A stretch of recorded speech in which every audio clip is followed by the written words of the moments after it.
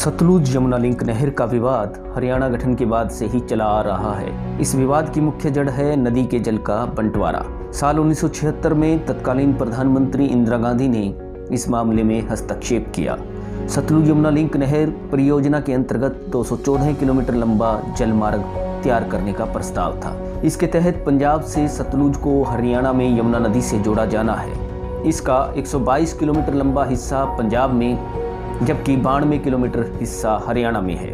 80 के दशक में तत्कालीन प्रधानमंत्री इंदिरा गांधी के कार्यकाल में ही सतलुज यमुना लिंक नहर का समझौता हुआ।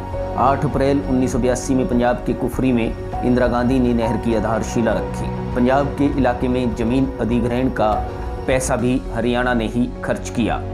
इस नहर के निर्माण के शुरुआती दौर में ही खूब हंगामा हुआ। पंजाब ने तर्क दिया कि उसको दूसरे राज्यों को देने के लिए पानी नहीं है।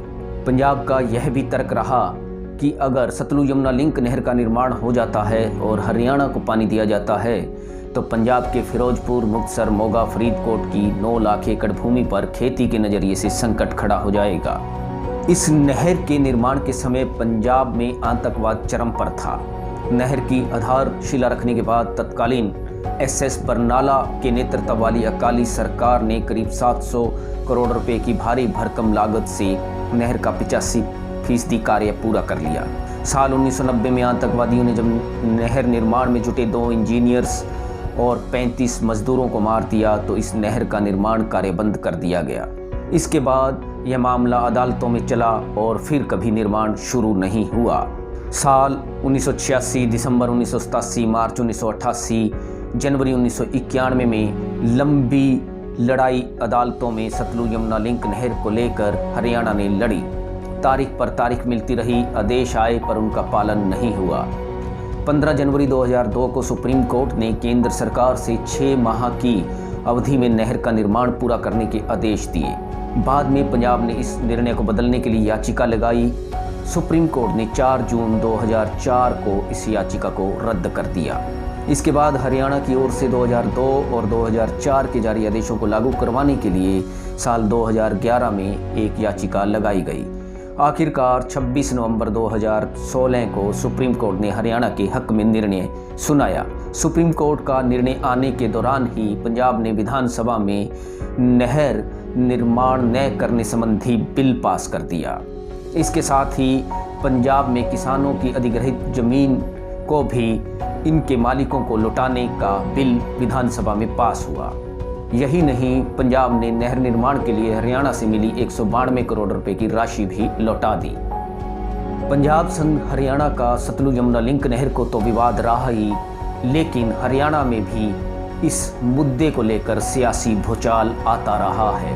साल 1986 में देवीलाल ने सतलुज यमुना लिंक नहर को लेकर ही प्रदेश भर में न्याय युद्ध चलाया।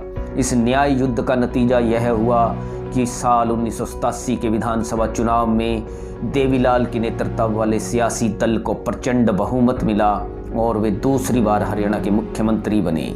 इसके बाद भी समय समय पर और ख़ासकर चुनावों में सतलुज यमुना लिंक नहर का मुद्दा गर्मा जाता है। फरवरी 2016 में सतलुज यमुना लिंक नहर को लेकर इनेलो की ओर से जोरदार प्रदर्शन किया गया।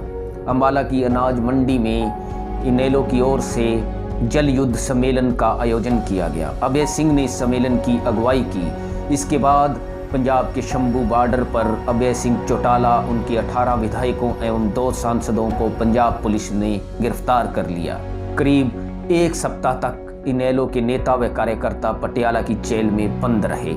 अब एक बार फिर से सतलुज यमुना लिंक नहर का जिन बोतल से बाहर आ गया है।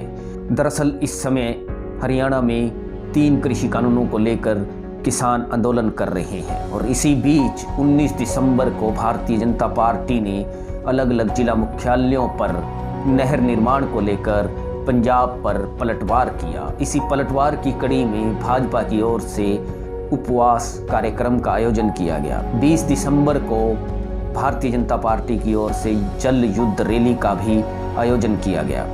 इस तरह से सतलुज यमुना लिंक नहर की कहानी बड़ी विवादित और बड़ी ही सियासी रोचकता वाली है। आज भी इस नहर पर असमंजस की स्थिति बरकरार है और दशकों से दोनों राज्यों के लिए यह विवाद के साथ साथ एक बड़ा चुनावी मुद्दा भी बना हुआ है।